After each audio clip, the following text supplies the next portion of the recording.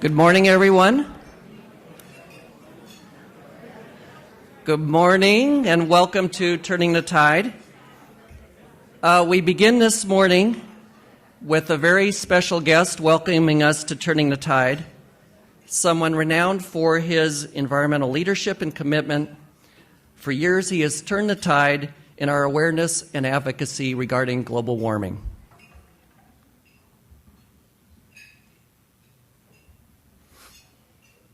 To Turning the Tide at the Institute at the Golden Gate. For years, I've worked to turn the tide of global warming by advocating action to solve this crisis and by encouraging unique programs just like this one.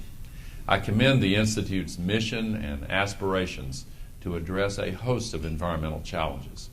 Climate change in particular threatens so much of what we cherish: our health, our children, our natural resources, and yes, even our national parks.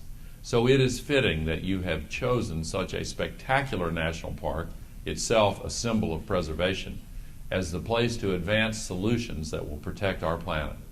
Here in the Bay Area and throughout California as a whole, we have seen many innovative responses to global warming and other environmental challenges. I have such great faith in the power of creative thinking embodied in all of you gathered in this place. To be successful, we need leaders from business, government, and from the nonprofit sectors all working together. We need grassroots advocates and iconic spokespeople. We need scientists and artists, inventors and investors, young people, and new ideas. We need to connect, collaborate, inspire, and act to secure that better world we all want for future generations. Those principles are what the Institute and Turning the Tide are all about. So in this spectacular setting, by an international landmark and at a LEED certified lodge in the heart of the Golden Gate National Parks, we remember that the national park concept is truly an American innovation, often called America's best idea, one that now has been exported and embraced around the world. I urge all of us to work together to create the newest best ideas that will not only safeguard the places we treasure, but protect the gifts of nature that we all depend on for inspiration and for livelihood and for our planet's survival. I wish you and the Institute at the Golden Gate much continued success. Thank you.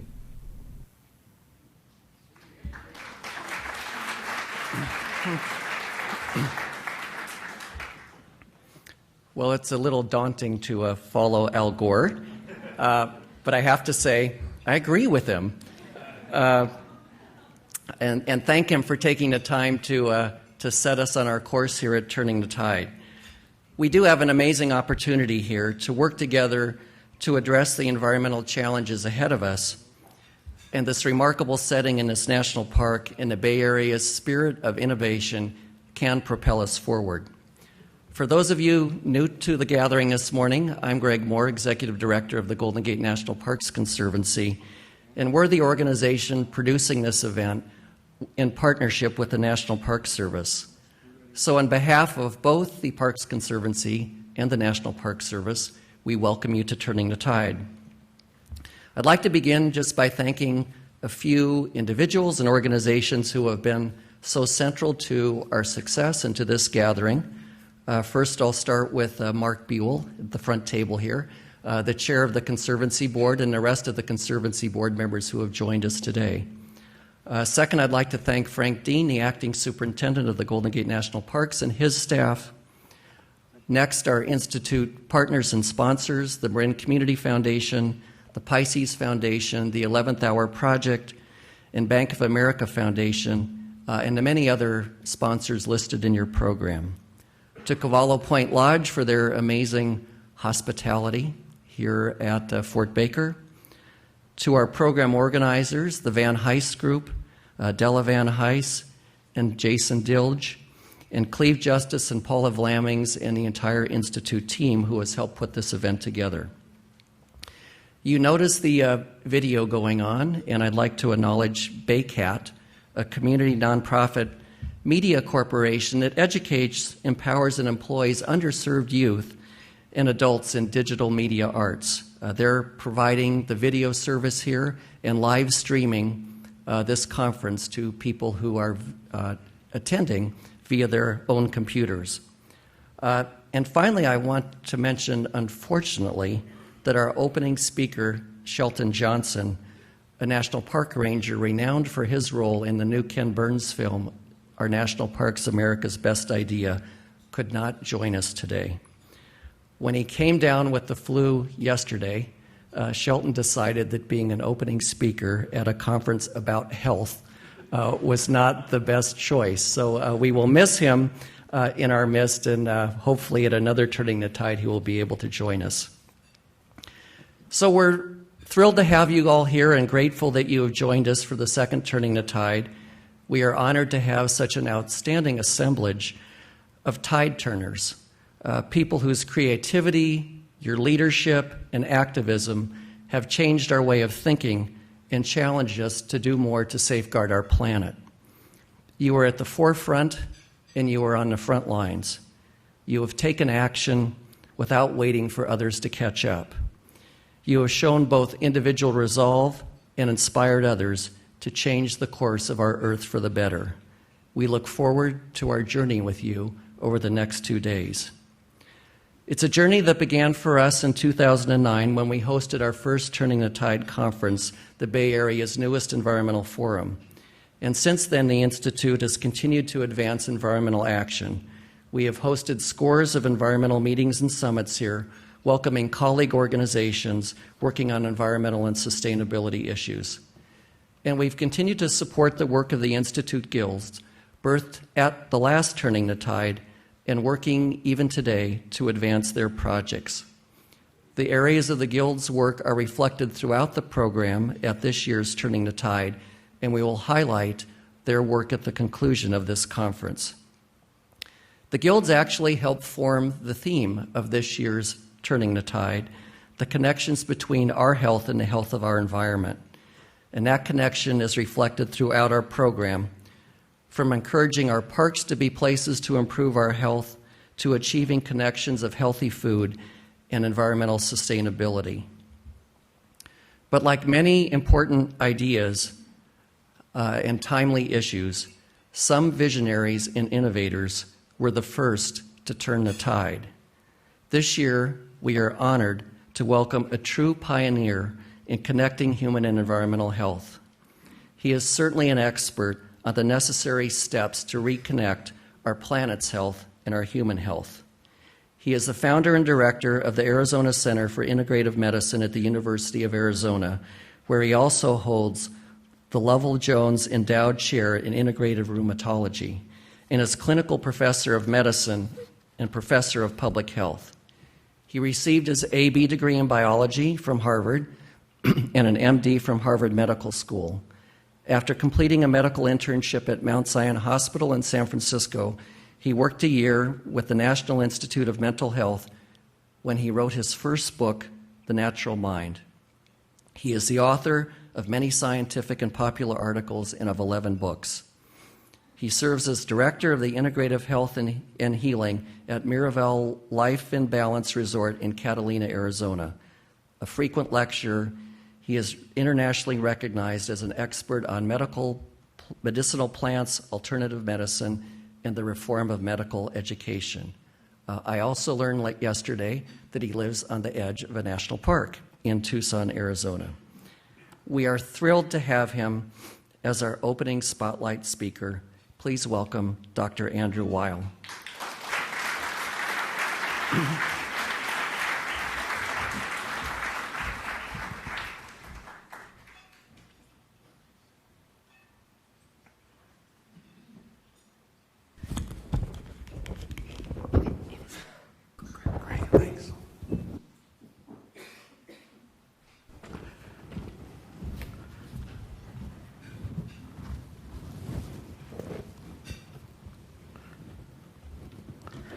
Thank you and good morning. The healthcare reform bill that was passed last month after such long and acrimonious debate is not about healthcare. It's about health insurance reform. We desperately need healthcare reform in this country. We are facing a crisis that has the potential to take our country down economically, and there's almost nothing in the bill that will correct that situation. The root problem that we have is that we cannot contain the rising cost of health care in America. One of the good things that came out of the debate is I think it really made the public aware that we spend more per capita on our health care than any people in the world by a long shot. If I were to show you a bar graph of expenditures by NATO countries on health care, the bar for the U.S. would be off the chart. And yet at the same time, we have the worst health outcomes of any developed nation in the world. The UN ranked us recently on a par with Serbia, number 37th in the world, and that's any way you look at it. It's infant mortality, longevity, rates of chronic disease. Something is terribly wrong with this picture. We are spending more and more, and we have less and less to show for it. So the question that has to be asked is, why is the cost of health care in America so high, and why are our outcomes so poor? It seems to me that there are two answers to that first question. Healthcare in America is expensive, first because we only give lip service to prevention and health promotion. Most of this vast enterprise that we call healthcare, let me say, we do not have a healthcare system in America. We have a disease management system that is horribly dysfunctional and getting more so every day. All of this vast enterprise, the great majority of it, is devoted to managing established disease, the great majority of which is lifestyle related and therefore preventable. And I think we have to ask ourselves why, as a society, we are not doing a better job at preventing lifestyle-related illness. The second reason why healthcare in America costs so much is that the kinds of interventions favored in medicine today are expensive because they're dependent on costly technology. I would include pharmaceutical drugs in the category of expensive technology. And one question that I ask all audiences, whether they're medical audiences or lay audiences, and I will ask you, is how did we get to the place where a mindset has so taken hold in our culture that the only legitimate way to treat disease is by giving drugs? I grew up in Philadelphia in the late 1940s and 1950s. That era is now routinely referred to as the golden age of American medicine. It was a time when doctors were happy, when patients were happy, when health insurance worked for most people, when our outcomes were better. In that period, Americans took prescribed medication at about 10% of the rate that they do now. I mean, what has happened in that time?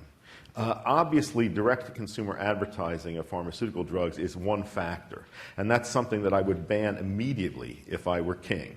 The only other country in the world that allows that is New Zealand. That has been a disaster for medical practice, for patients, and an incredible boon to the pharmaceutical companies that should be ended immediately.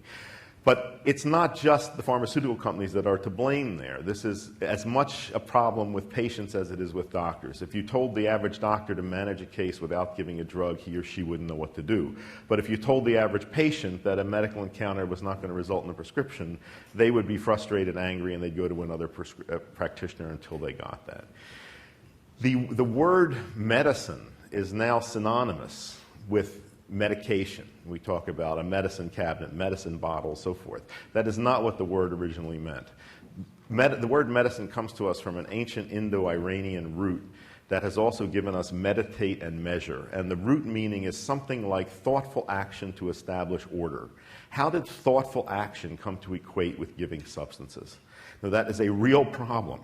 There are many other ways of managing illness, some of them very low-tech, and very low cost, but those methods are not currently being taught to our health professionals. So that's a problem that has to be corrected. Now, I would also ask you to think about these facts. Our healthcare system is already creaking and groaning and on the verge of total collapse. And as I said, there's very little in this bill that will do anything about that. There is a bit of language about prevention, there's a bit of language about integrative medicine, but that's it. It's just token stuff as usual.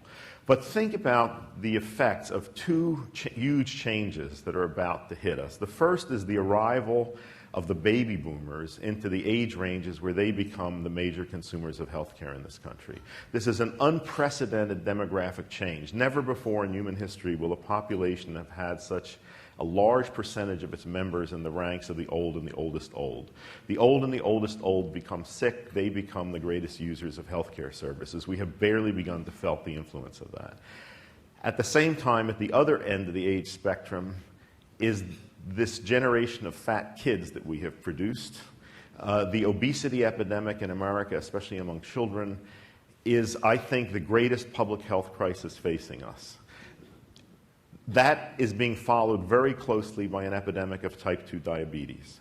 The experts on diabetes tell us that the cardiovascular complications of type 2 diabetes typically appear 10 to 15 years after diagnosis. That means, among other things, that we are going to see an epidemic of coronary heart disease in young men, in men in their late 20s and early 30s, something that we have never had to deal with before. The management of coronary heart disease is extremely expensive. So these two things are going to happen simultaneously, and I see no way out of this. I think we are headed for total economic disaster unless we make very radical changes in how we are doing public health, in how we are doing medicine. And I do not see coordinated effort to do that. Now, let me just take one example. I know that many of you are interested in food. I heard a lot of talk about healthy food. There's a great concern about obesity. The bottom line here is that people eat what's cheap and what's available. We have made the unhealthiest food cheapest and most available. And unless we do something about that, nothing will change. I mean, it's great that Michelle Obama is calling for a national initiative to do something about obesity. Nothing will change unless we change the fact that the unhealthiest food is cheapest and most available. In the previous administration, the federal government took the position that obesity in America is an individual responsibility. You may recall that the then Secretary of Health and Human Services said that the solution was for Americans to do more sit-ups in front of the television. How can the federal government say that obesity is an individual responsibility when if you go into a supermarket in this country, the cheapest calories that you can buy are all the unhealthy stuff. It's all the refined, processed, and manufactured food made with terrible ingredients, chief among them refined soybean oil and high fructose corn syrup. And those ingredients are cheap because the federal government artificially drives down the prices of those crops with subsidies through the Department of Agriculture. The most expensive calories you can buy are fruits and vegetables, which are full of all the health protective substances that people in this country do not get nearly enough of. Those are expensive because there are no federal subsidies for fruits and vegetables. So that should be ended. I mean, along with immediate ban on direct-to-consumer advertising of pharmaceutical drugs, we have to work to stop the federal government from subsidizing corn and soy and get it to begin to subsidize fruits and vegetables. That is a bottom-line goal that all of you should be working for. At the same time, you cannot let the big food manufacturers run around and say that they're just giving people what they want and advertise and make attractive through advertising to kids all of these obesogenic, unhealthy foods. You know, I don't care about free enterprise in America. This is now a matter of national security. There must be oversight of these companies. So to me, obesity, like many of these other public health problems, is a collective responsibility. Yes, there is individual responsibility here.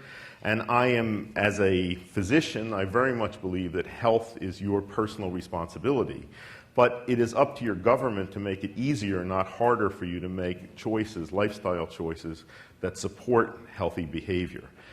And I think unless we all pull together in the same direction, that means individuals, government, and private sector, I do not see us turning the tide in the direction that all of you would like to turn it. I'm also an educator, and I have great faith in education. My experience has been that if you present information to people in ways that they can understand and connect with their own experience, they will take that information and run with it. And it doesn't matter what age they are, it doesn't matter what ethnicity they are, what culture or subculture they come from. I think this can be done in effective ways. There is no real health education in this country.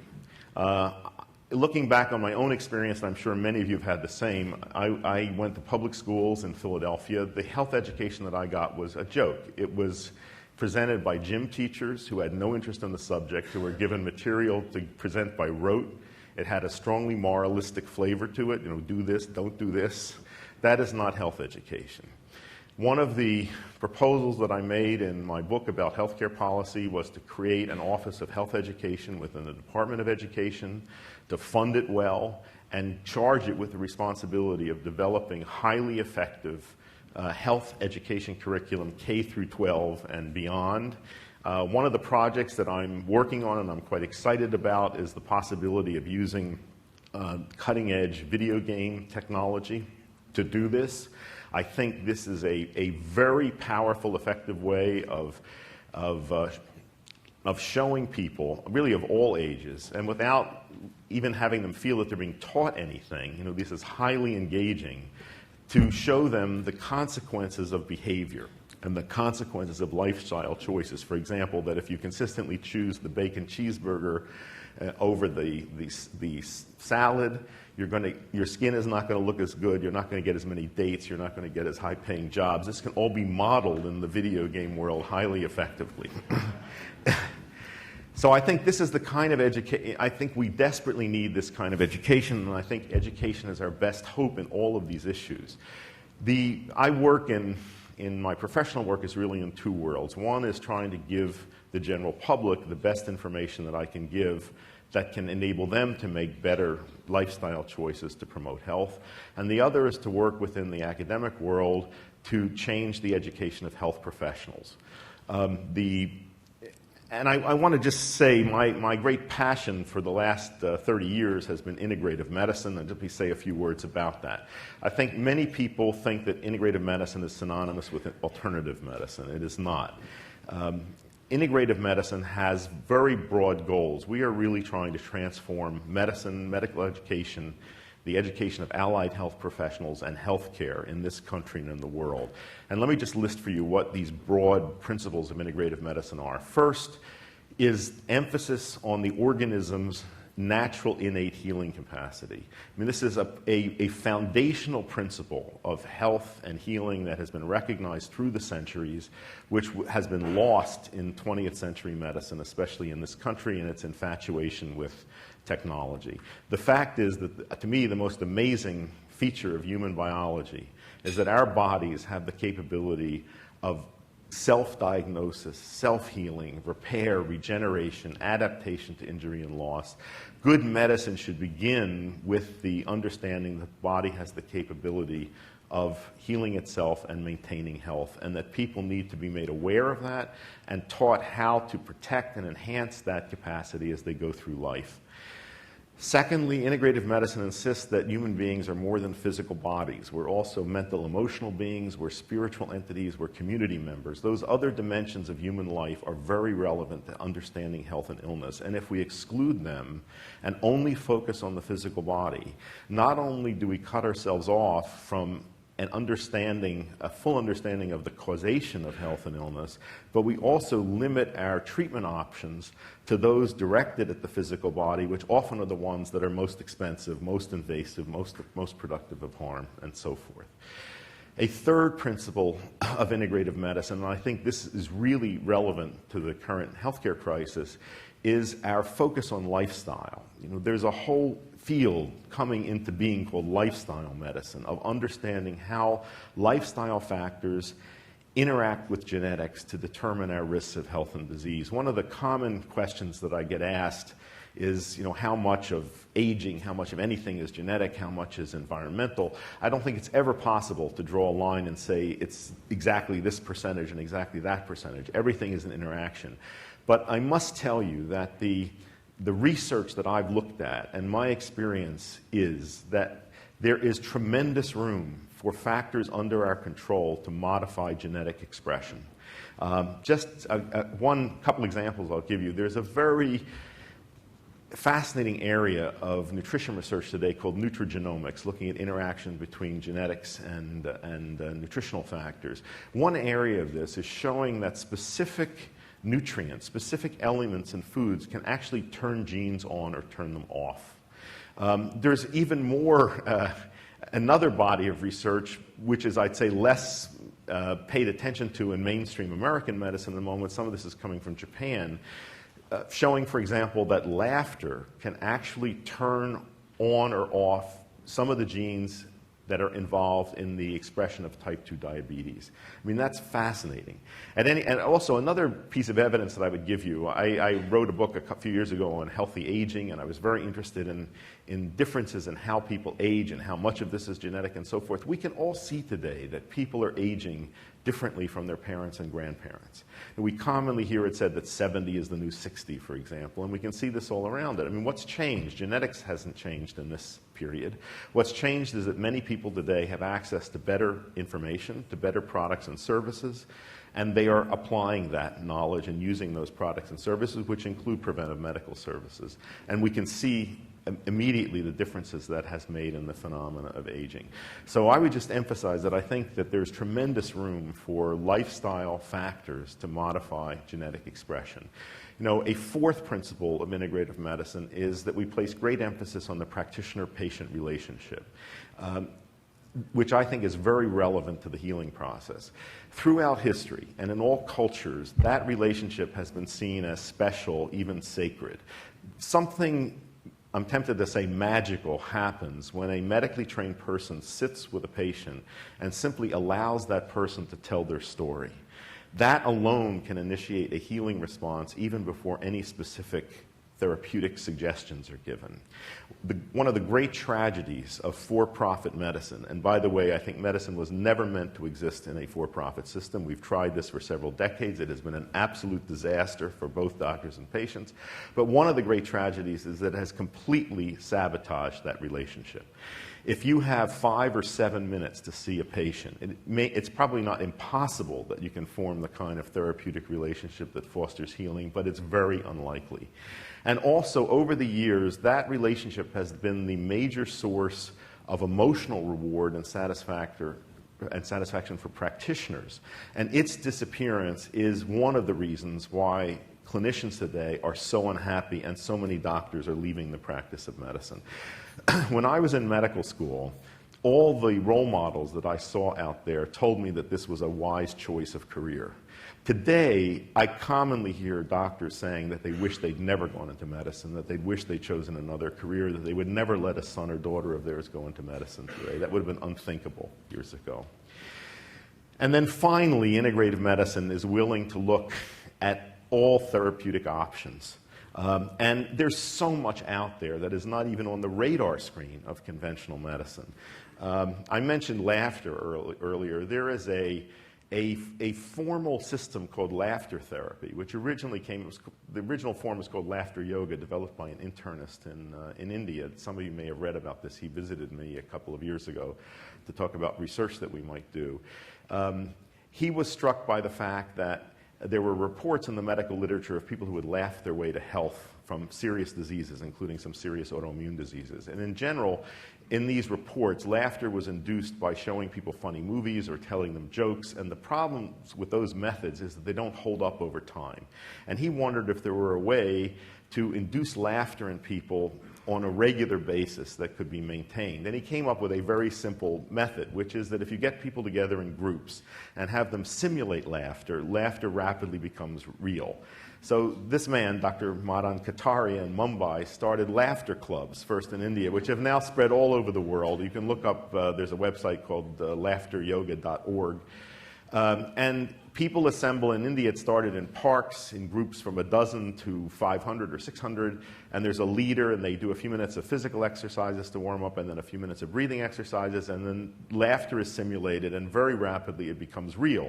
Real meaning tears, spasms of the diaphragm, falling on the ground, sometimes drooling. It has to get to that level because unless it recruits the involuntary functions of the body, it's not real. But when it does that, it produces major changes in neurotransmitters and hormones. It lowers levels of stress hormones. It stabilizes blood sugar. I mean, very interesting research here. I mean, this is an example of an intervention not even thought of in conventional medicine. Extremely low tech, very safe, dramatic physiological changes. One application of it, we have, we at the Arizona Center, we give fellowship trainings, very intensive 1,000-hour trainings for physicians in integrative medicine to cover all the subjects that are left out of conventional training. And increasingly, we've had very senior physicians come to do our fellowship training. And a few years ago, the leading cardiothoracic surgeon in Tucson, who was in his 60s, astounded his colleagues by saying he was going to take our fellowship and devote the rest of his career to integrative medicine. He happens to be a native Indian. And he became very interested in laughter therapy. He also works at our VA hospital. And one of the projects that we have proposed and are trying to get funding for is to do a pilot study in a population of post-traumatic stress disorder, war veterans, and using laughter therapy as an intervention compared to the standard psychiatric medication. I mean, this is an example of the kinds of things that we're doing. But just to say why I'm so passionate about integrative medicine, I think it has to be a big part of the solution to the healthcare crisis because it offers two great promises. First, because of its emphasis on lifestyle medicine, it's in the best position to really offer true prevention. And secondly, it can identify and bring into the mainstream lower-cost treatments that have the potential to bring down healthcare costs. And that's where we have, as I say, where we have to start. Our emphasis has been on education of physicians, of nurse practitioners. We're going to start training registered dietitians. We will be training pharmacists. Our big initiative at the moment is to try to get this curriculum that we've developed into residency training. We have a program called Integrative Medicine in Residency in which we have condensed our 1,000-hour curriculum to a 200-hour curriculum that is a required accredited part of residency training in 8 family medicine residency programs around the country. Every resident in these programs must take this curriculum, which includes basic information on nutrition and health, mind-body interactions, spirituality, and I'm very happy to say we'll soon include a module we have developed on environmental health and medicine. This was made possible through funding from the Blackstone Ranch Institute. John Richardson, who is here, has been helping us in that. We assembled a think tank of people in this area. This has always been a passion of mine. In medical school, I had 30 minutes of nutrition education in medical school. That really hasn't changed much since I've been out. I had 0 in environmental health and medicine. And I think that the consequences of these omissions in the training of health professionals are profound. The fact that our medical profession is functionally illiterate in nutrition is one reason why there is no organized opposition to the lobbying of the big food manufacturers, of why we can't get these subsidies in the Department of Agriculture changed. A few years ago when the USDA food pyramid was revised, the dairy industry was able to get an extra serving of dairy recommended in that pyramid. Not a single representative of the medical profession stepped forward in the debates on that to say anything intelligent in opposition to that or of anything else that was in the pyramid. The reason for that is that they can't do it. They had no training in this. They don't know. That has to be corrected. One of the huge problems we have in our country especially is that when our government is faced with a choice between public health and private gain, it almost invariably sides with private gain. The fact is, and I tell this to all my patients and all consumers, you cannot rely on our government to protect us from environmental harm, from environmental toxicity. And here again, it seems to me that the medical profession and our health professionals have abdicated responsibility in this area. If they could rise up in an organized fashion and be politically active, they could change the balance of power that now prevails in these debates. But in order to do that, they have to be informed. So again, for me, it comes back to education, that remedying these deficiencies in the education of our health professionals is a key piece of changing the balance of political power in our country that now allows things to go in this direction. So we are busily at work in developing, I think, at least the start of excellent education in the influence of environmental factors on health, in the broad range of human-environment interactions, not only to enable health professionals to answer questions that everyone has about how harmful are cell phones, what precautions we should take about plastic water bottles and so forth, but also so that we can begin to look at these broader societal issues and think about how we can change them. So how about if I stop there and finish by letting you ask me some questions before we go to our panel? Thanks.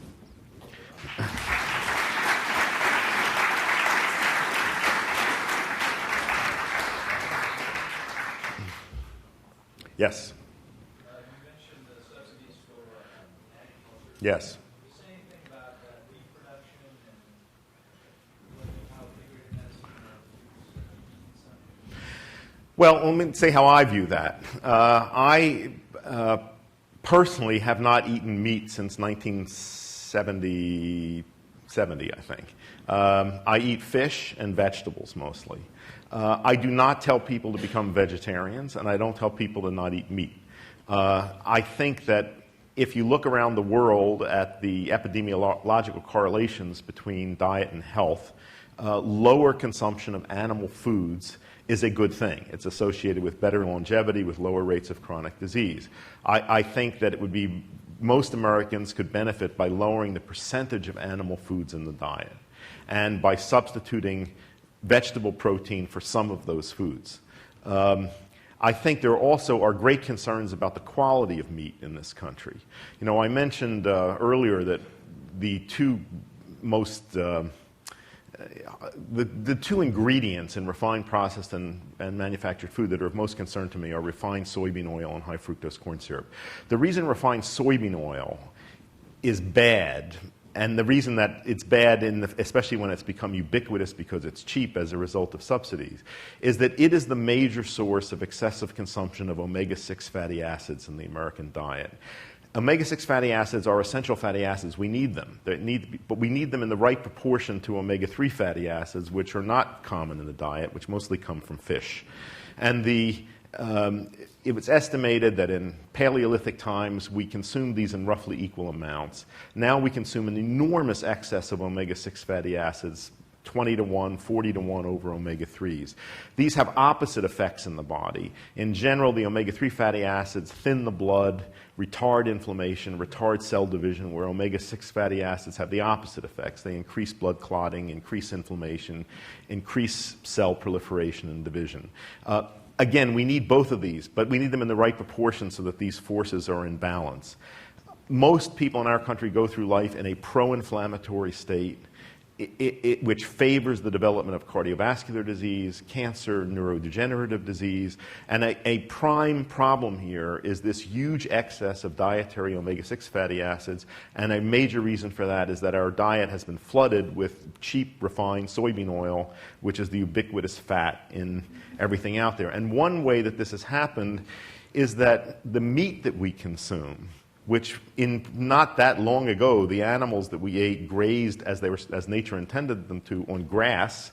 Grasses have low levels of omega-3 fatty acids in them, but cows eat enormous quantities of them and accumulate omega-3 fatty acids in their fat. Now we fatten our animals on grain, which are omega-6 sources. So that omega-3 source has disappeared and been replaced by an omega-6 source.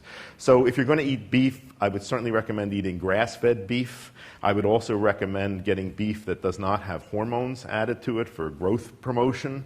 Those hormones are almost certainly increased risk of hormonally driven cancers in both men and women. So I think those are all concerns.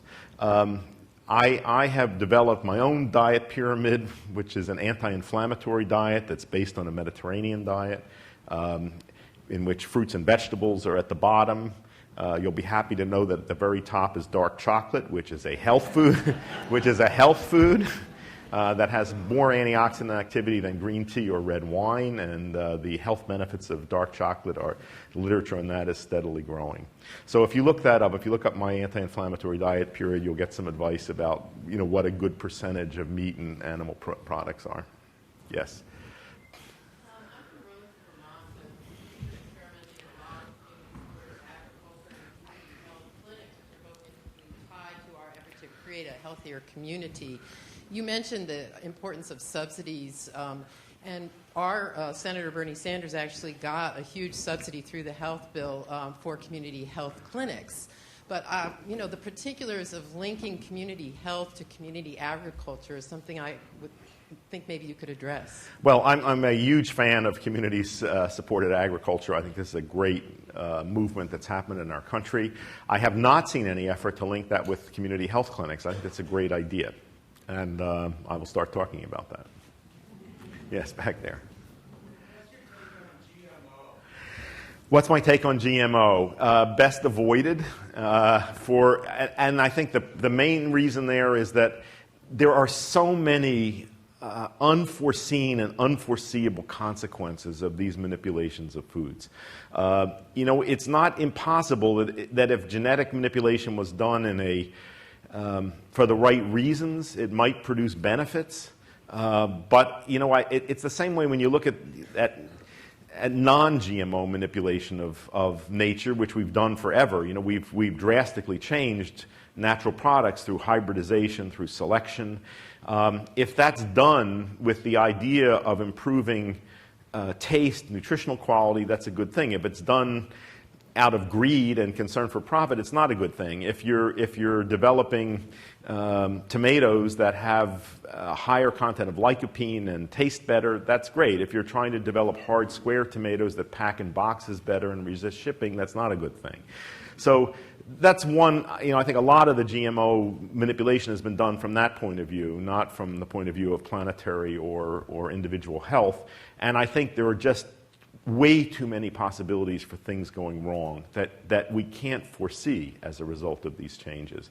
So one of the good things is that under the federal standards for organic labeling, that excludes GMO products. So if you eat things that are labeled organic, you have an assurance that they're not GMO content. Yes? How much pushback do you get from the powers that be, and what's your strategy to hold your ground? The powers that be are all powerful. The fact is that whether it's Democrats or Republicans, they are totally in control of the vested interests. There is no possibility, and I emphasize no possibility of change coming in healthcare as things are set up at the moment from politicians or from bureaucrats. No possibility. The amounts of money spent by the pharmaceutical companies, the manufacturers of medical devices, the big insurers are overwhelming. The only way this is going to change is if there is a grassroots movement of people enough people who get it, who become aroused about these issues, and who work to change the balance of political power. My hope is that health professionals and physicians could help spearhead this movement. And this is one of the things, our hope, we now have 700 graduates of our fellowships who are practicing all over the country, some beginning to train other people. Soon we'll have 1,000. If we get this into residency programs, soon we'll have 10,000. My hope is that these people could catalyze that kind of social movement. But really, that is the reality at the moment. Okay, I think I'll take one more, and I'm told our time is up. Yes?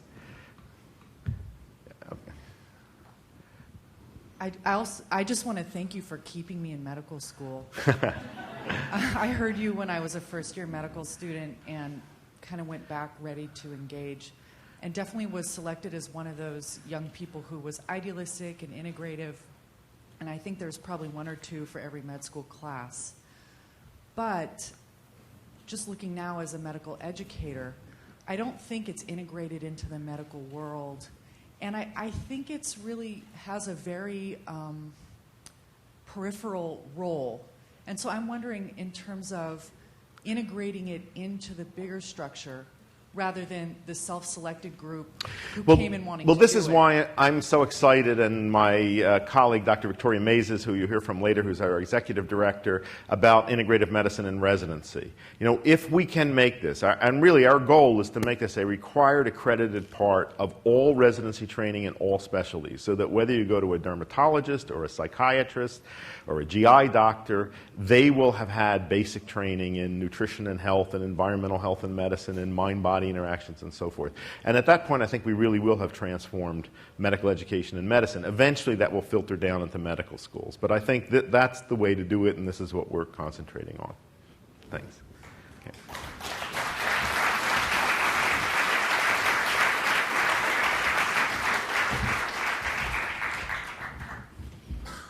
Dr. Weil, thank you so much. I have to admit, I did form an impression of park rangers leading laughter clubs in our national parks. Yes. And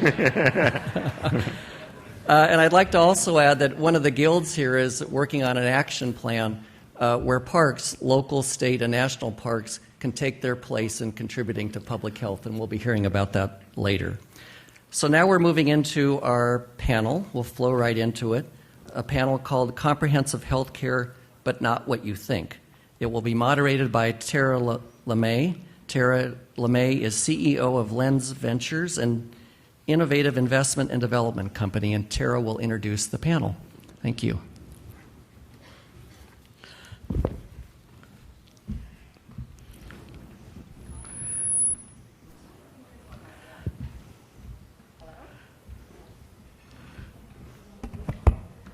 I'm not sure which one's on, so I don't want squealing to happen.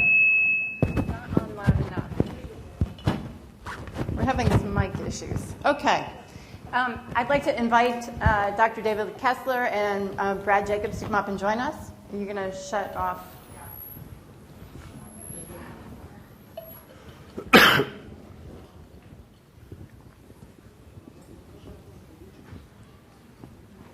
Which one's on? Handheld's on.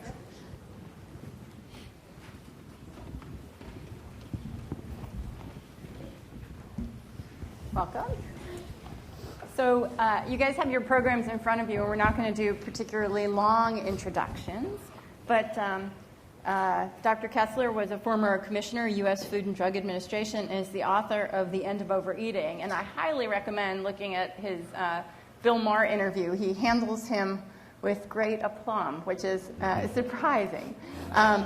And Dr. Bradley Jacobs is the physician here at Cavallo Point and was the medical director for UCSF Osher Center for Integrative Medicine. So we're going to have a lively discussion, hopefully everybody engaging with each other on these issues. Andy and I have every year do a public forum on nutrition at the U of A's Nutrition Conference, which is coming up in Atlanta soon, and we've tackled these issues in different ways at different times, and hopefully we can bring some of those past experiences as well as the sort of information from the team here to this discussion. So the first thing I'd like to do is, David, maybe you can share a little bit about the thesis in The End of Overeating, and sort of, Andy talks about the evil twins of high fructose corn syrup and trans fats, and you have a holy trinity of evil that you tackle in the book. Maybe you can share that with everyone a little bit. It's very interesting because books rarely have a linear. The question you start asking is not necessarily the question you end up answering. I started off by asking the question: if you want to stay alive, what are the things you can do? And it was interesting. We started pulling the literature. We know what you're going to die of. 3/4 of us are going to die from cancer, cardiovascular disease, or stroke. And the librarian who was helping me pull all the literature on prevention, I noticed something as she was, just pulling all the articles on prevention of those 3 diseases. She lost 30 pounds. And because weight we always knew was an issue, but the extent to which it was a problem. And then what I really wanted to understand was if we're diet and exercise, we'd all do it, right? It would be easy. And why was it so hard? So what I was very interested in understanding, and I thought I would end up in the world of endocrinology, physiology, bariatrics. But along the way, I became very interested in why is it so hard for so many of us to control our eating, and what's driving that, and what's that motivational surface. And I became fascinated because I spoke to a group of bariatric physicians, not the surgeons, right, but the medical folks that really work with patients. And I said to them, how many of your patients have a hard time, loss of control, lack of satiation, a preoccupation, thinking about foods? If that pizza box is there and there's one slice left, you're thinking to yourself and your family or your friends are there, am I going to get that slice? That sort of hard time resisting, and what's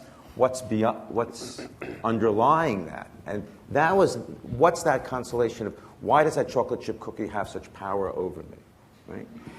That was the question, And I guess I just would love to, can I start go with for it. it? Yep. So you started, because that I think, understand that if we can understand why that chocolate chip cookie has such power over me.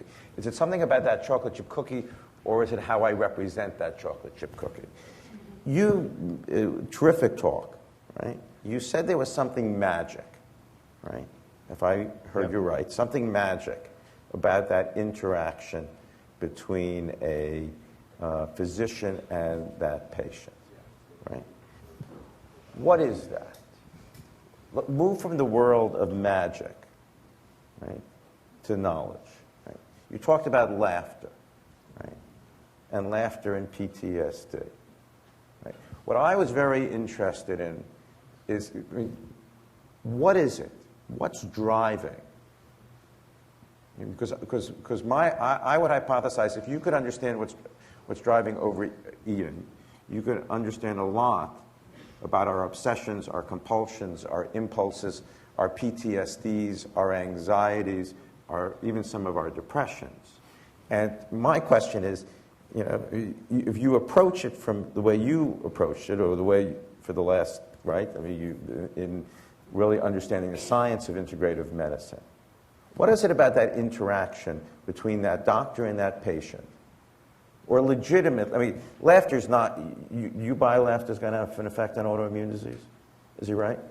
Do I think that it does have an effect? That's what the researchers, preliminary research has shown, yeah. Do I think clinically it does? You see huge changes in people's physiology. So what is it? Okay? I'm not sure I would prescribe laughter quite yet for lupus, right? Maybe. Can't hurt. Can't hurt. Right. But if you go back 100 years, right? Yeah. I mean, snake oil. Well, let that could me hurt, answer right? something. I mean, so what is it about that? Because there is something there. I would say that we project something onto the external world. So in that interaction with a doctor and a patient, there is a projection of belief onto the physician. And that if the physician uses that wisely and reflects that back on the patient in the right way, it can initiate a healing response. In the same way, I think we project certain things onto the chocolate chip cookie. I don't think there may be some inherent But what's thing. that belief? I mean, how does it work? Right? I mean, what is that mechanism? I mean, we're not in the world of magic anymore. Right. Right? Right. Or are we? No, I think this is mind-body interaction. So what is that mind? Because that mind-body interaction is critically important. And what is going on, right, in that mind-body interaction, whether it's that chocolate chip cookie, right, or that's returning veteran in PTSD, or that trauma victim? I mean, that's the real question, right? And what do we know about that? Because if we can make inroads, I mean, there are a lot of disorders, right, where the anxieties and obsessions and hypochondriases and depressions, I mean, are very much, at stake. But what is it? It's not just a belief, right? What is it doing to the mind-body? If you're looking at the cookie, right? Back to your cookie analogy, people definitely have expectation and they have experience. So based on their experience, they then create more expectation to the future. So aren't we just rewiring sort of our synaptic relationships to trigger placebo effect or trigger manipulating longing? brain chemistry. Right. What is? First of all, you use the word chemistry. So psychiatry got caught up in the, certainly in the 60s and 70s, that if you can alter a chemical, right, you can have an effect on the brain. So, right, much of the serotonin, much of the, that was the neurochemistry.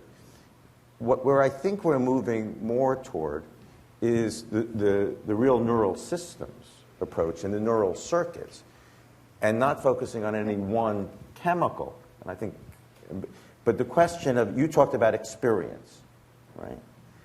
Or past learning, or past conditioning, and past expectations.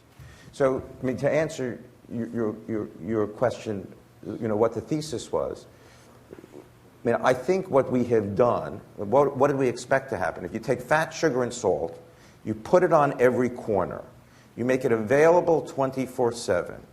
You make it into entertainment. We're living in a food carnival. Those are highly salient stimuli. They activate, they serve as cues, they activate the brain. You know, we're constantly being bombarded with these food cues, making us think we're hungry when we're not.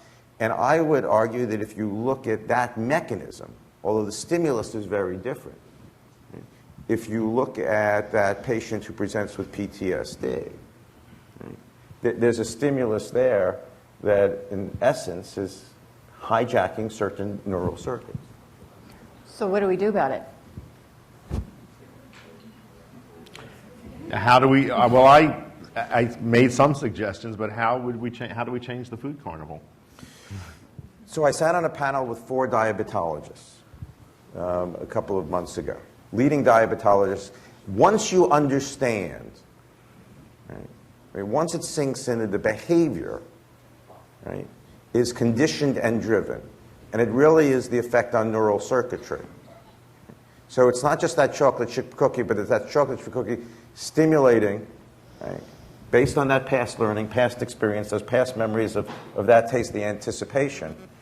My brain has become wired in certain ways, and the behavior becomes conditioned and driven. So you now have a whole generation growing up where their brains are literally wired to respond in a conditioned and driven way.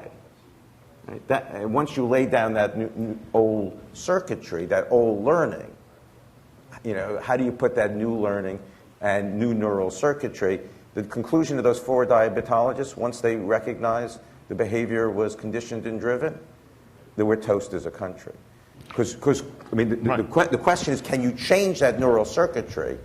Okay, let's look at smoking as an example of a public health problem that we've done something about. We still have a ways to go. You know, smoking is down in some groups, it's up in other groups. But it's a long way from the days when I was in medical school, when I was taught that smoking was a psychological habit and therefore of no interest. It wasn't addiction like heroin addiction. And in those days, doctors were still selling cigarettes and ads. You know, there were doctors in white coats with mirrors on their heads in Life magazine holding up packets of old gold and saying, I recommend these to all my patients because they're soothing to the throat.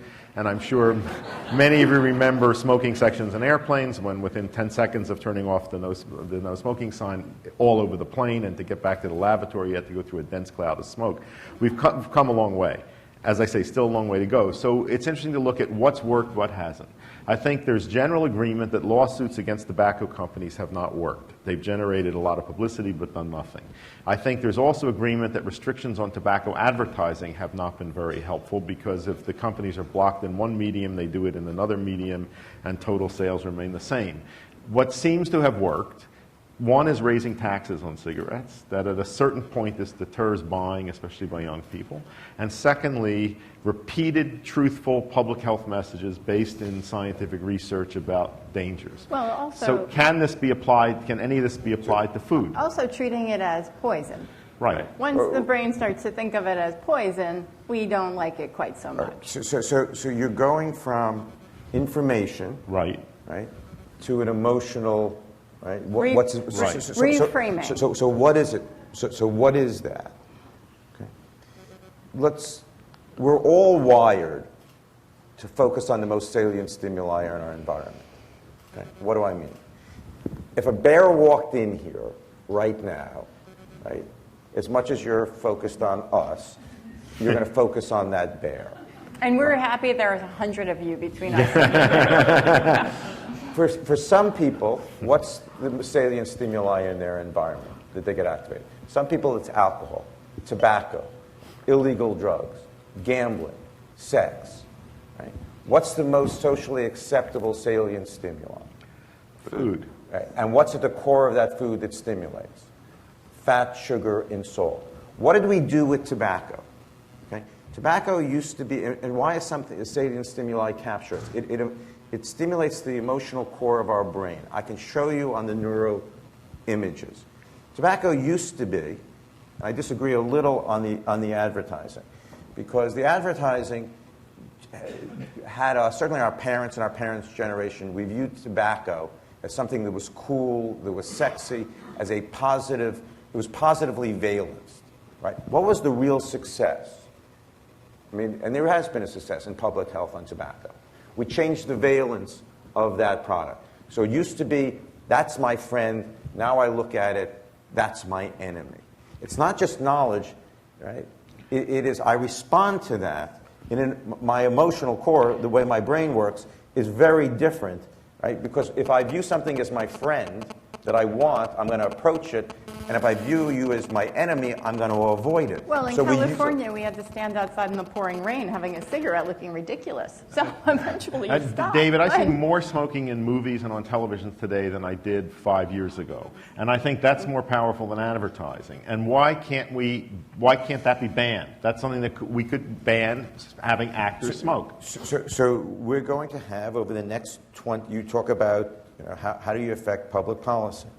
We have a general view in this country, right? And I think it will be one of the great debates in front of the Supreme Court of whether advertising is protected under the First Amendment. And we view advertising as about neutral speech. You're talking about, it's not that my brain actually processes those poison chemicals, but if I view that negatively, if I view that as emotionally, right?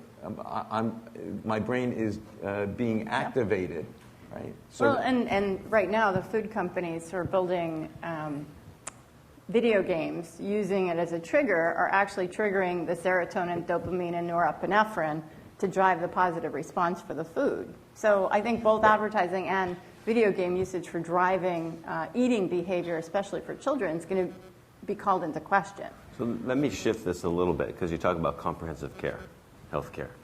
And I think you have to recognize the social support system that we have throughout the world at this point, and the use of certain tools that people can use to support one another to make change. A big movement right now has to do with what we call Web 2.0 or Health 2.0. People are online all the time. 10 million people are accessing the internet for health every day. So 80% of the world accesses, of the United States accesses the internet for health, including people over 60 and over. And the question I have, and in my experience, has been, how are people spending their time online and what are they doing? So you have, to your point, people in the pornography world, you have people in the health world, and there's a big missing step here in all this virtual world, this detached world, which is how do you connect them back to their local communities? There's an app for that. Right, exactly. And so what the next movement, what's happening now, and it'd be interesting to see if the Next Gen Guild is working towards this as well, is how do you connect online, but then reconnect in person and develop support groups to support one another, as you would in AA, right? As the sponsor to redirect, which is an example. But I also think we should, the question that comes up, and what I'm hearing a little bit in Andy's comments and these comments is, how much is personal responsibility? How much do you want group support and apps versus how much is public policy? And that we have to change at a systems level. And I think there's clearly the answer is both. And the question is which? Because 2 years ago during our nutrition conference, we had a large debate about the Farm Bill issue. And how much is it the food bill versus the farm bill versus the fuel bill? And that one passed, and we know it's coming back again. How much is it the public policy you worked on in Washington versus how many apps or how many group functions should we have? And where do you guys see the continuum of that?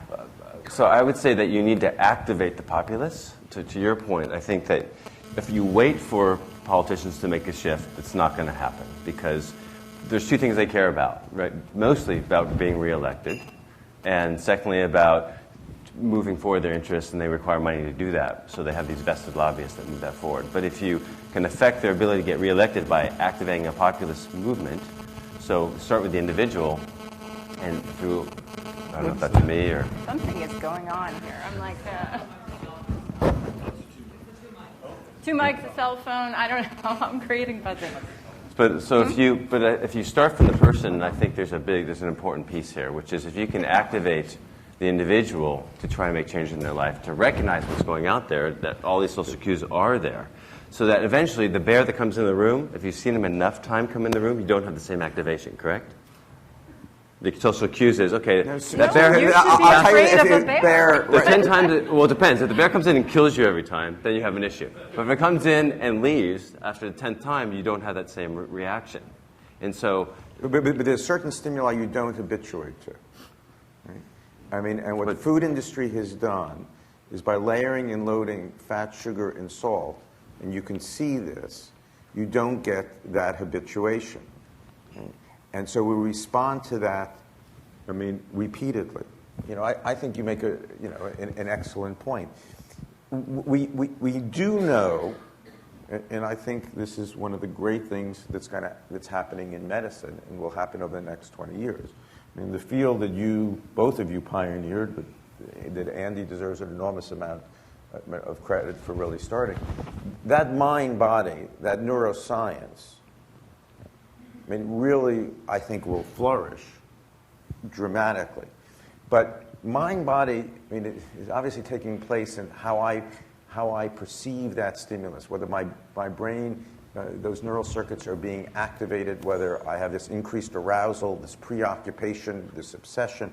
But social norms have an enormous effect, and I didn't realize this until I looked into food. Social norms have an enormous effect on how my brain processes those stimuli. Right?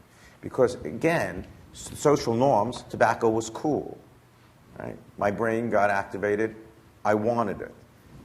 Tobacco is addictive, deadly, disgusting. That's social norms. I don't want it.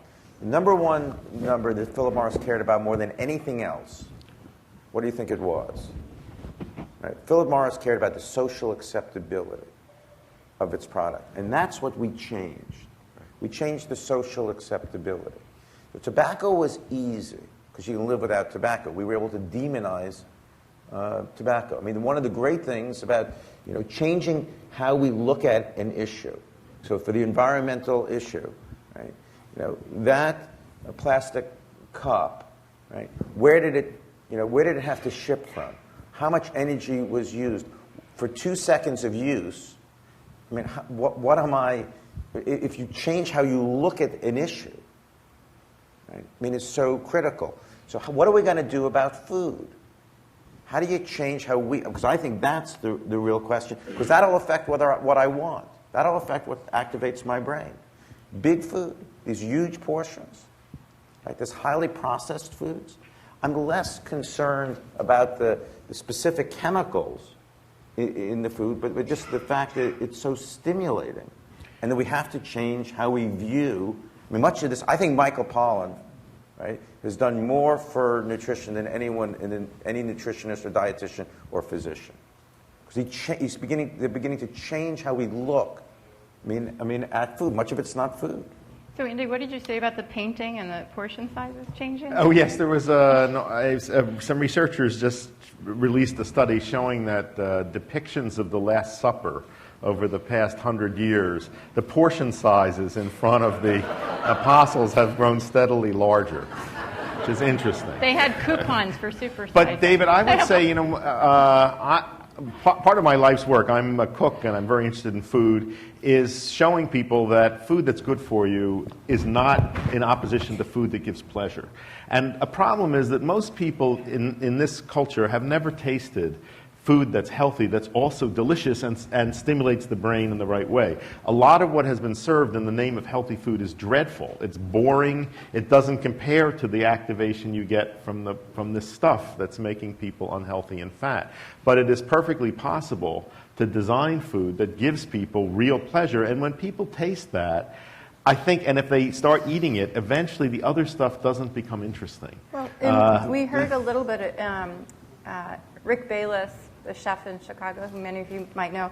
He really talked about celebrating, like the tomato coming into season or something. Right now, food equals love by celebrating the cinnamon roll or the box of donuts or the bagels on Sunday morning, and maybe not so much celebrating real food. How do we make some of those framing changes or mental changes? The other piece you have to realize with what you talk about food, sugar, and salt.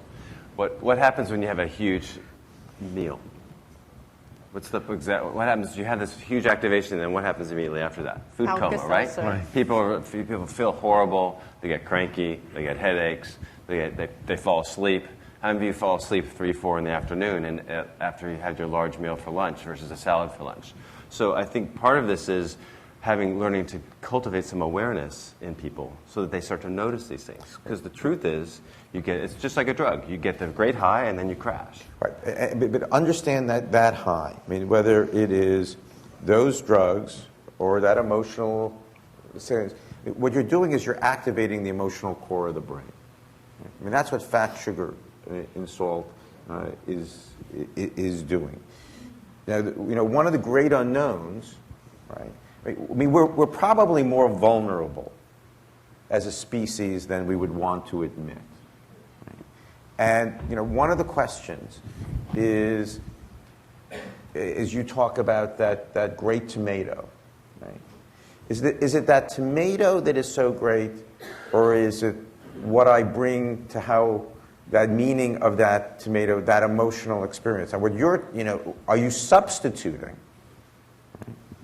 I mean, do you always just have to substitute one emotional high, a bad one, with another emotional high, I love it, right? Is that the way we, as a species, really, are wired? I think there's only two options. The first is to do that is to substitute better addictions for worse ones, healthier ones for less healthy ones. The other option, I think, comes from Buddhist psychology, which is to say that there is a process by which we can begin to experience that the source of this is inside us, not outside us. But I think that takes work and practice. And maybe... and if you're what's the reality? So if you're a 5-year-old in a lower socioeconomic environment, you don't have real food around you, you're already eating, in essence, constantly throughout the day. I mean, the average 2-year-old compensates for their eating. You give them more calories at lunch, they'll eat fewer calories later on in the day. So they regulate themselves. By the time that child is 4 or 5, in the modern environment, they lose the ability to compensate. They're eating for the stimulation constantly. Right? I mean, a 5-year-old, you're not going to make into that Buddhist, right, because it requires it requires the amount of discipline, the amount of supracortical control. Kids don't have that. That's why you have parenting. And I can Fair speak point. to that, right? And so you have role models in parenting, right? But let's talk about the system for a second, because if you really want to, in people's brains, associate good food with being well cared for, or love, or affection, or trust, then in the hospitals, in the schools, in the national parks, shouldn't the food be an example of what people should be eating so they equate positive? So what you're talking about is changing social norms. Right. Right? So if you put out at your workplace, right? I mean, how is it viewed? If you bring those donuts, or you bring that candy and you put that out, people used to view that as something that was a good thing, yep. Right? I mean, as someone said to me, I mean, that really is a hostile act. Right. Right? Right? But we don't realize, we didn't understand the extent to which our brains are being captured. When I last checked, 47% of hospitals in this country had fast food restaurants on their premises. And the number is going up. I told Brad yesterday that 2 years ago I got a letter from a first-year medical student at the University of Pennsylvania who said that he and a group of students had formed a committee to try to get a McDonald's out of the university hospital. They'd gotten some stories in the Philadelphia paper, and they were called in by the dean of students, who told them if they persisted in this, they would jeopardize their medical degree. So this is it is the corrupting influence of money on all of this. But understand the problem with McDonald's. It's not just the food, right? It's not just the emotional appeal. I mean, to put toys, in the food, it is almost criminal. But the fact is, what happened in this country, right, is, if you look at France, everything closed at lunch. Everything closed, food establishment, not during mealtime. What fast food establishments did is they made food available anytime throughout the day. It is now acceptable. I mean, look at Taco Bell, the slogan, the fourth meal. So not only is it what we're eating, right? It's the fact that food has become mobile. I mean, the French would never eat in their cars. They would never eat during lectures. They would never eat between meals. They would never eat walking down the streets. What we did in the United States is not only did we load fat, sugar, and salt in our food, but we took down those barriers. We now eat all the time. So our brains are constantly being activated and being cued. But to go back, I think this is something that you can all work on, is how do we get healthy food served in institutions like hospitals, in healthcare facilities, in national parks. These are specific projects that we could begin to work on. So pragmatically, leaving our reframing requirement of food and the social norms, do things like labels matter? Do they help? Or is more information better in this case, or is it emotional and it doesn't really matter? I think food labels definitely help. There's a movement afoot right now to actually give like the wine, when you get the wine token that says 99 or 91 when you buy different wines, it has that little rating there. The Robert Parker of food is coming? Yeah, there is. No. Actually, seriously, there's a couple groups that have gotten together, a group out of Yale, David Kessler, leading this one movement, to where you can actually, they pulled together a team of nutritionists and a range of different food scientists, and they've come up with quality scores so that when you go and look at a food, it'll have a rating. And the question is, will that affect people's health? Will that affect people's decision buying? Yeah. It's not only going to affect the consumer, it also affects the food industry. So Chili's had, what's the onion dish, the fried onion dish called on the menu? That's Outback. I think it was the Awesome Blossom. You know a lot. You must have been in a lot of these places. I've done all of it. The Washington Post outed me. I dumpster dived for a long time. Right. The Awesome Blossom, they took off the menu here in California. It wasn't on the menu. I said, why not? So I went up to one of the managers. I said, why'd you take it off? He said, that appetizer had 3,000 calories. Right?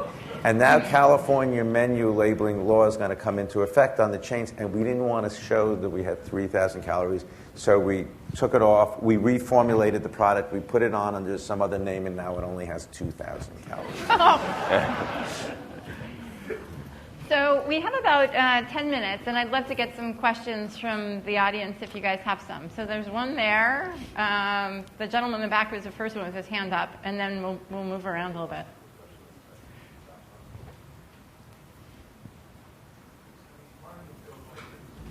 Wait, hang on, we can't hear you yet.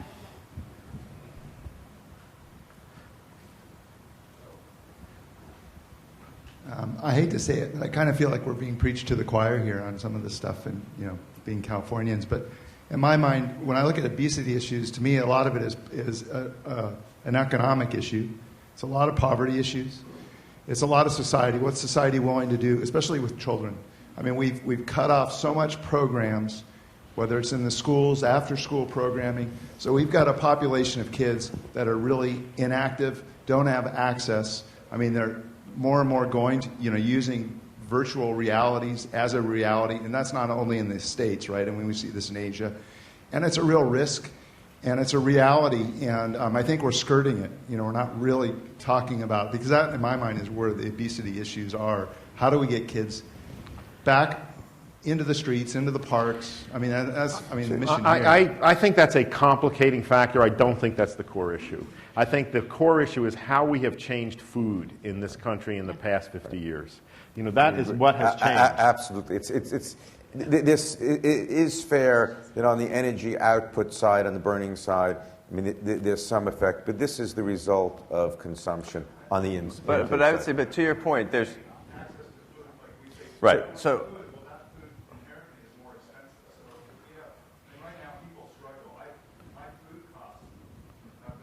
Right, but there's 2 points that gives credence to what you're talking about. One is you'll find fast foods in a higher density in low-income areas.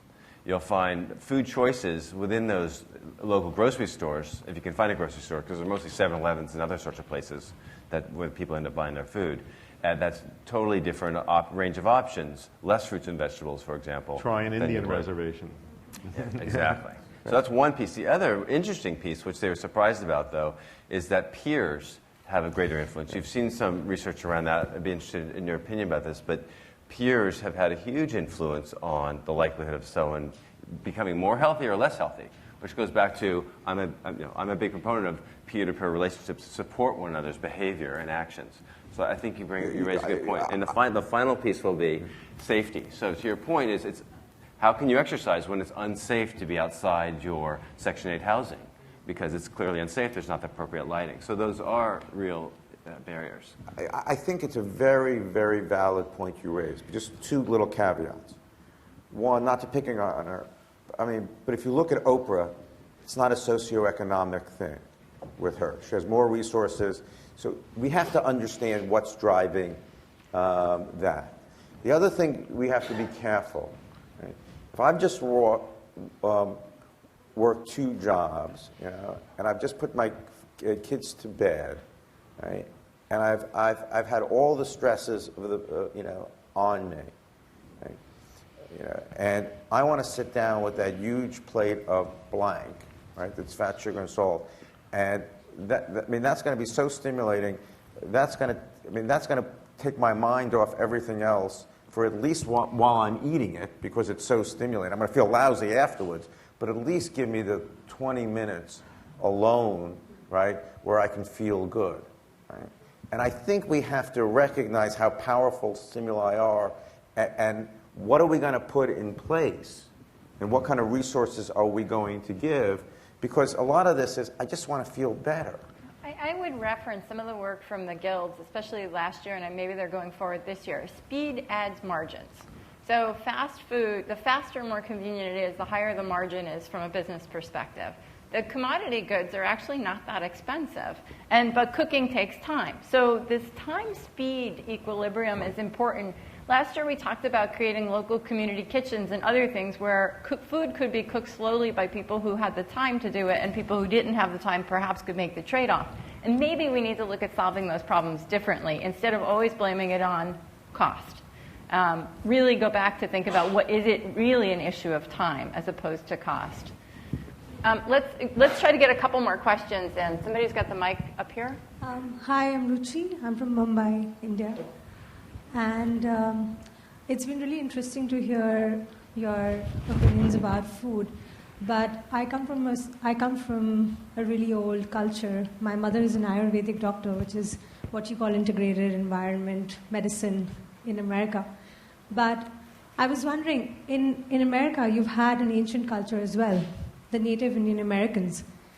I don't know, I'm not sure, I don't have the knowledge, but I'm sure they have sustainable food, they have sustainable healthcare, they have a lot of systems. So when you talk about solutions, have you even gone into that domain and spoken about? Well, let me just say, where I come from in southern Arizona, this was the epicenter of the obesity epidemic, and the native peoples there were the canaries in the mine. Tribes like the O'odham, who live west of Tucson, or the Pimas, who live between Tucson and Phoenix, these were not very long ago, in the early 20th century, these were lean, healthy people who ate traditional diets which were based on corn, beans, and squash, low glycemic index, carbohydrates. Almost overnight, they switched to eating the products of modern American food technology, and they have ballooned up into 300 and 400 pound individuals with 90% rates of hypertension. I've seen type 2 diabetes diagnosed as early as age 5 in this population, usually preceded by morbid obesity at age 2 and 3.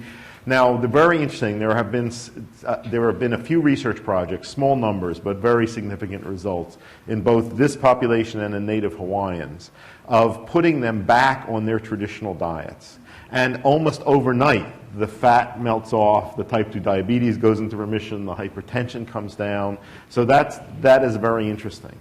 But and this is why I say that you can see the dramatic effect of this kind of manipulated food on populations. So yes, there is a great deal to be learned there. The question is, how do you get them to go back? How do you get them to do this? They have to care about it. It has to have meaning for them.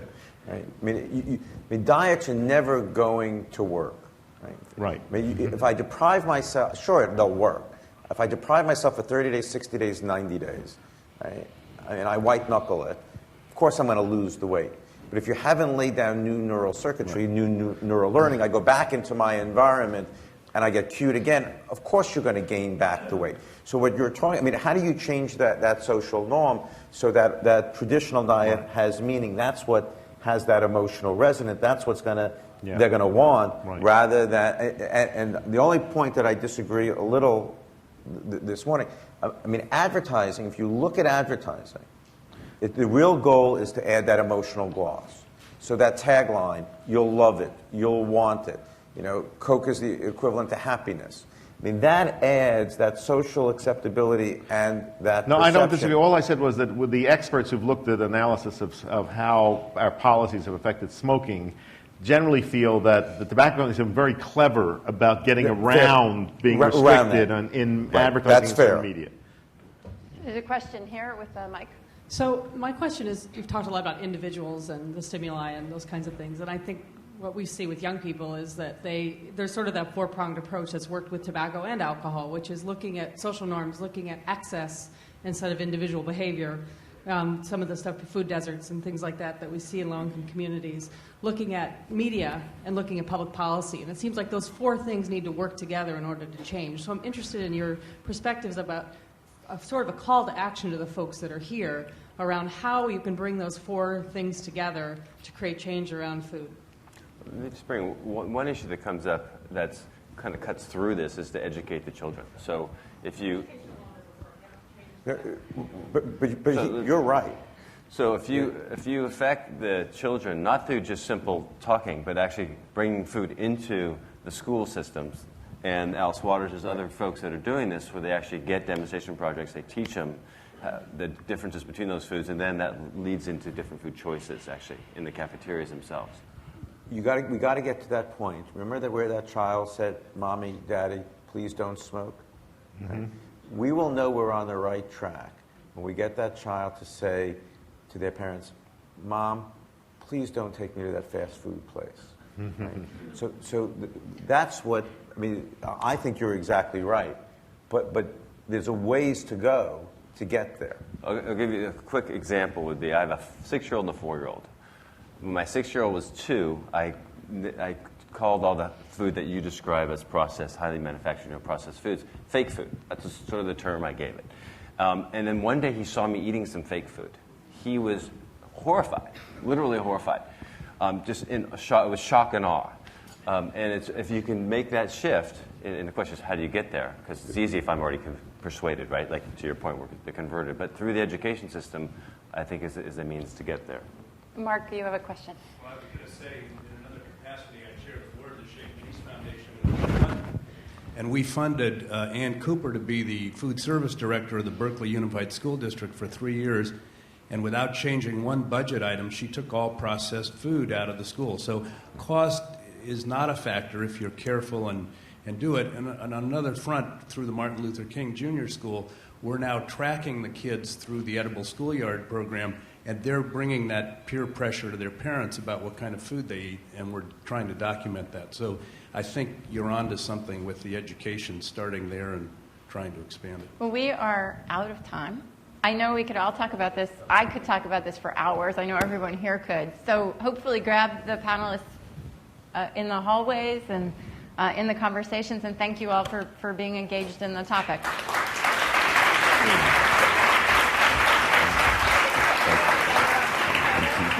We need a photo.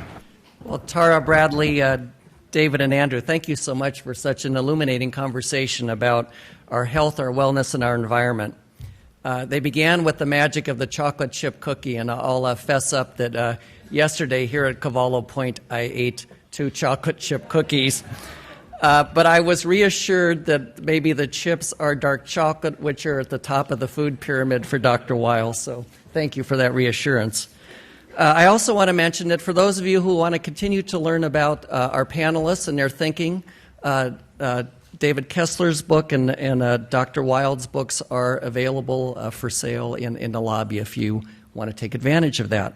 And before we go to break, just a few logistical notes. As you can see, we have a rich agenda with great people on the program, and we want you all to participate to the fullest, so take advantage of the conversations outside the meeting room, and we're hopeful that new partnerships and new collaborations and new actions are formed here at Turning the Tide. We also want to try to run this on time as much as we can. So as you go out to break, please enjoy the outdoors and your friends. We will try to herd you back in here in time, and the more you can help us return to the session when it begins, we'd be grateful for that. Lastly, just a few notes. Please keep your badge on at all times, the Turning the Tide badge. The registration desk outside this room is your central station for information for help or problem solving.